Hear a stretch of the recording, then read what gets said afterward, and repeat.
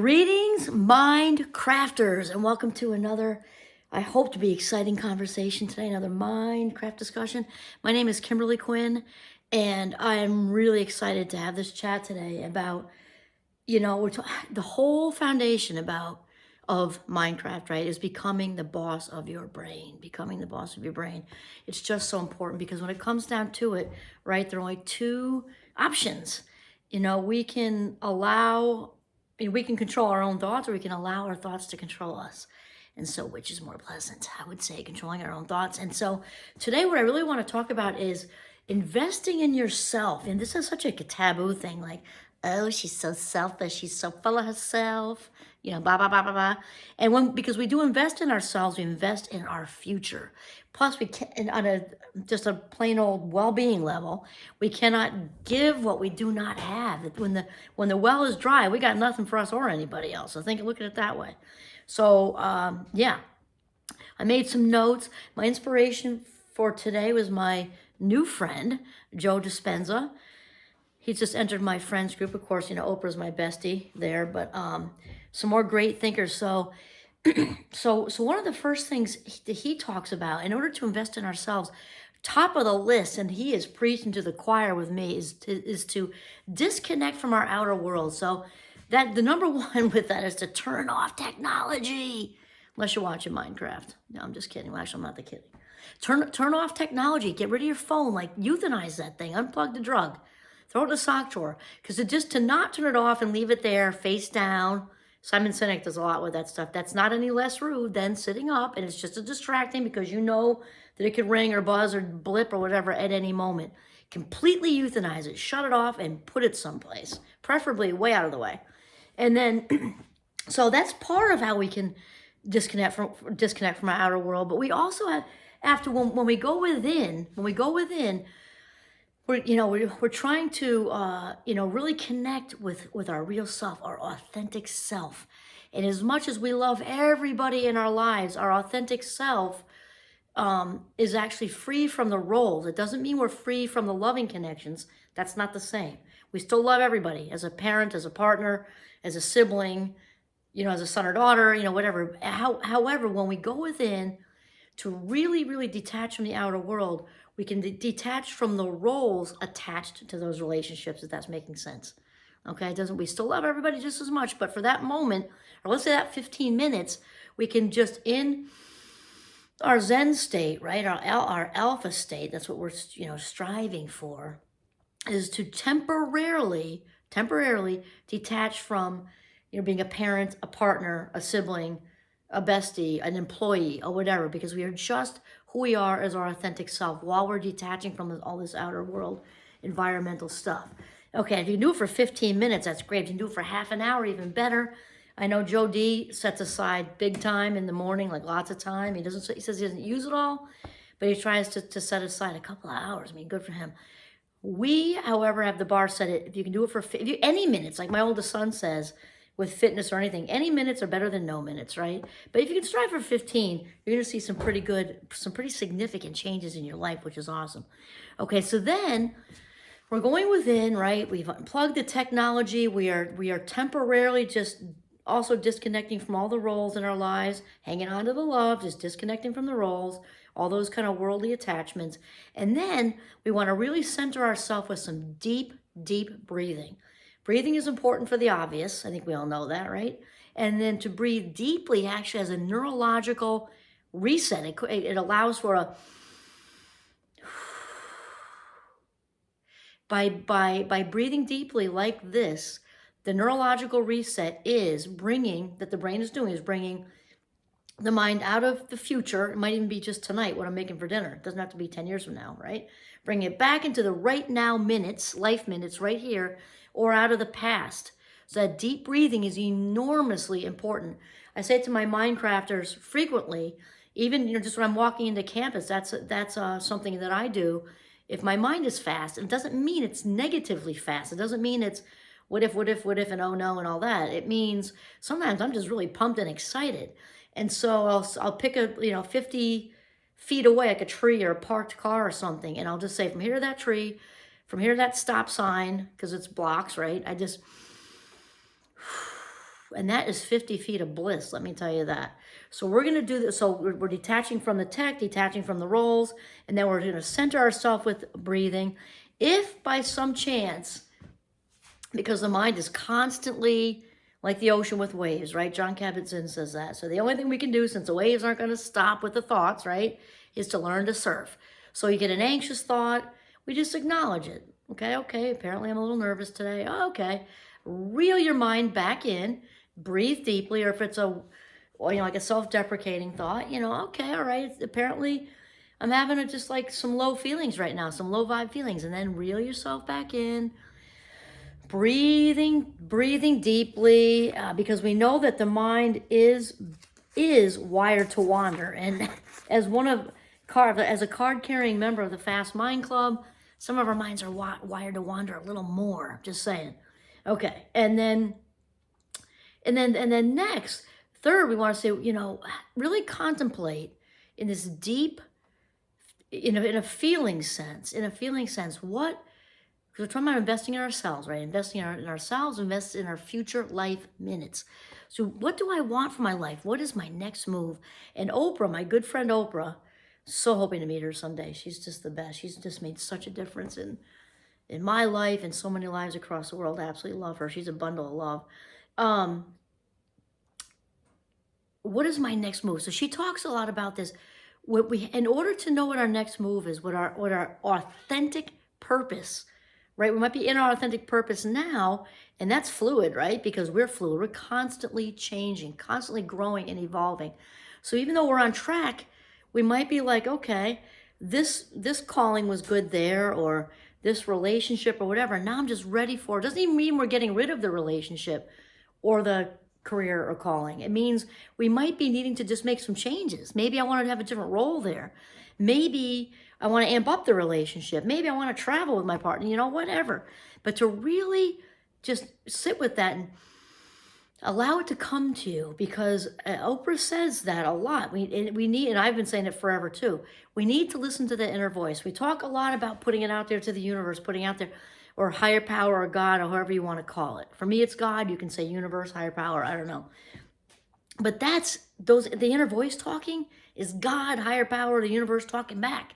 So we got to listen. It doesn't help to put it all out there and then put earphones on. Yeah, like it doesn't help. Okay, so we want to sit in quiet. This is so it's at this moment when we can kind of really break free from the past and the future. And we are so easily pulled in. We're easily pulled in because the brain loves patterns. The brain loves patterns so much, and repetition. So this can work in our favor or not so much. So we're often brought back to the past because it's so familiar.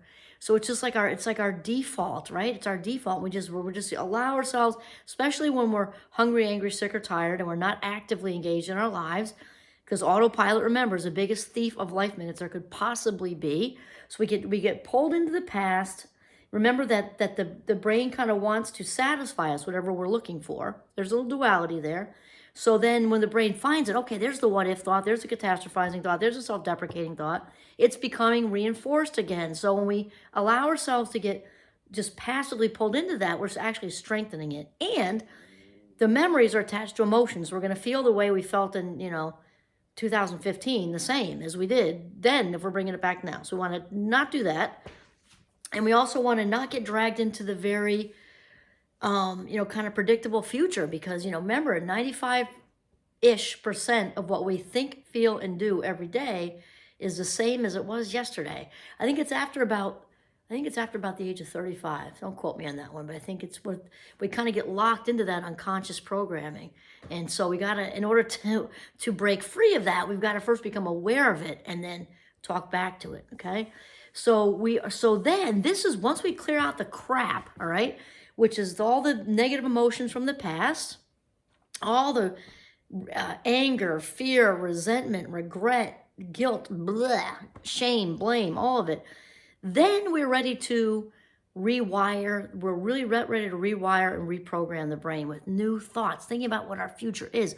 So in order to do that, okay, we got talking back to the thoughts, and we're talking about a work in progress. You're not waiting for the whole brain attic to be completely empty. You're working at it, okay? You got, just like spring cleaning, you got rid of this box, you gave that to a thrift store, you got a whole box for a yard sale, you're getting rid of it, okay? As we're getting rid of most of it, we can start to enter into some new thought patterns. In order to do that, we got to train the mind, which then trains the body. And the body has an intelligence of its own. So we've got, just like a 2-year-old, we've got to teach the brain, which then teaches the mind, and feel this emotion. Eyes closed, preferably, because then you're stopping any more stimuli from coming in, which takes away from what you're trying to do, right? So make sure you're sitting someplace quiet, very, very, very quiet. Have as few distractions as possible, preferably none. If you can be out in nature and just sitting there, or find a quiet space in your apartment or house, and then actually close your eyes, breathe deeply, and feel the emotion of what it is you're striving for, okay? Feel that emotion of after you've landed the promotion, landed the new job. We're not looking for context. We're not picturing all that. We're just looking for the feeling of, and just that you feel relieved now, you feel excited, you feel joy, okay, or the relationship or whatever.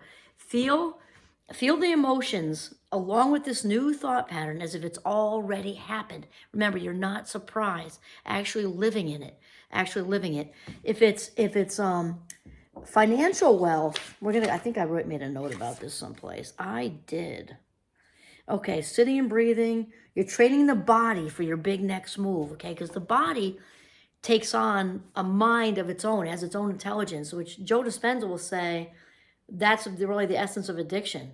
Like when we're trying to medicate with substances or behaviors or whatever, and emotions, we get addicted to emotions too. He's huge on that. So the mind's like the mind is like saying, like, let's just say it's alcohol. Okay, I got this. I got this now. I don't need you to remind me anymore. I get it. We're anxious. We're stressed, and that's what we do to bring ourselves down and grounded. Yeah, I don't need you to tell me that anymore. I got it. That's what happens. And again, with emotions, same thing. So we actually have to rehearse in our mind. We have to feel the feeling of the emotion. The mind will train the body, and rehearse in our mind who you want to be when you open your eyes. That's big, okay? So, and you also want to explore your explanatory style. Who do I want to say to give credit? Carol Dweck talks about this. Loretta LaRoche, I love her. She's a comedian from decades ago. I love her. Oh my God, she's hysterical. So if your explanatory style is like you're a whiner, you're a complainer, you're a negative Nelly, you're really into allowing is the word, like the germ wheel of negative self-talk to roll around. You feel sorry for yourself. You're an excuse maker. And I'm not saying with judgment. I'm saying it as a suggestion, okay, to become aware of that stuff, because you've got to stop that. Just stop. In order for the new pattern to take hold, okay, the new pattern to take hold. It can't do that if you're allowing all that, almost like static in between radio stations. Like if you're allowing all that static to go on in your head, there's no room for the new stuff. There's just no room for the new stuff. Got to clear out that brain attic. And so that is really, really it, okay? To invest in ourselves, to go within, to win from within, we've got to find a place to get quiet where we can contemplate our next move, mostly just breathe, right? Breathe. Allow the thoughts to roll through, acknowledge, and then reel yourself back in. Deep breathing. Feel the emotion of what your next move is, okay? Stay with it. And then visualize who you want to come out of that when you open your eyes. Your confident, your best confident self, your wealthy self, and your wealthy self. Actually, this is a good example, and then we'll hang up in a minute. So if you're picturing a financially wealthy self, not even just finances, all the other stuff that goes along with wealth and health and the other ways to have, maybe a bigger living space, different living space, whatever. You've got to step out of the scarcity thinking, because all that lack is going to attract more lack. Wealth of any kind, because we've defined wealth differently. It can be money, of course, it can be just all kinds of different things. And it can be a wealth of family, it can be a wealth of health, it can be a wealth of all those things. Still, the opposite of wealth, no matter how you fill in the blank with that, is scarcity. Okay, it can be a scarcity of money, it can be a scarcity of self-esteem, a scarcity of love, a scarcity of time, it can be a scarcity of whatever. When those thoughts start up, you've got to like smack them. Like, no. Remember the 17-second rule. When those scarcity thoughts or whatever thoughts you don't want, those patterns go longer than 17 seconds, it takes longer to get rid of them. Also, if you've been allowing it for years and years and years, realize that they're not going to go away in a week. You just got to stay with it, because with each, not even just day, each minute, each hour that you're able to become aware and kick those thoughts out the door of your mind, you just give yourself a big, way to go, because you're on your way. Kind of like playing the guitar. First you get calluses, and then you're like, ooh, this is new and it's hard and I don't know if I like it and it takes a long time and it's a lot of work. Eventually the calluses go away and you're playing Margaritaville, in the living room, entertain your family. Things get easier. Whatever we practice, we get better at, and things get easier. So by investing in yourself, by going within, you're investing in your future life minutes and living your very best life. This is Kimberly Quinn signing off from my living room in northern Vermont. Have a mindful day.